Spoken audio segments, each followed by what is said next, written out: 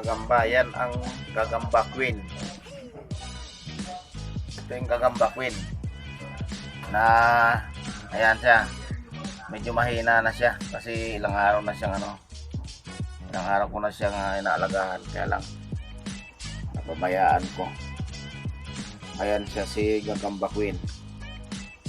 Yan, kita nyo, yan si gagamba queen. Yan. Sa mga susunod na araw ipapakita ko sa inyo si gagamba king. Yan ang gagamba queen.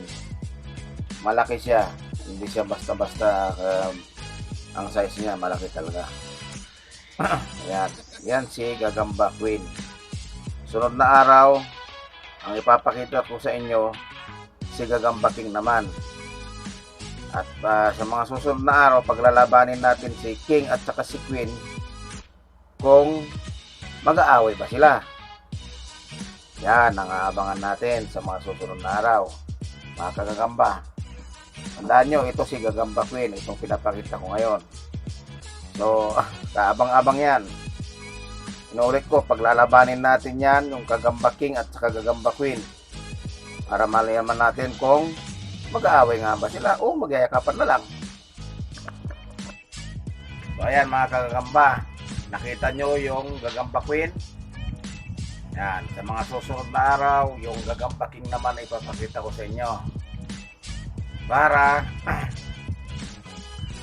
mapaglaban natin sa susunod na araw yung dalawa na yan, kung sila ba ay mag-aaway o mag-aaligan lang.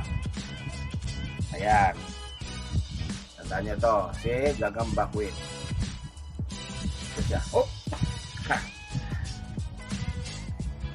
Ayan. Gagamba queen. Ayan. Ayan siya. Medyo mabagal na siya kasi ilang araw na siya na ilang araw na siya na inaalagaan ko. So susunod na araw may bago siguro darating yan o makukulit tayo kasama na yung gagamba queen. Okay? Abangan nyo yan mga kagagamba. Gaya ng sabi ko, dito sa Mindo sa Zero Gagamboy, lahat ng klase ng gagamba o sisahin natin. Hanggang sa muli.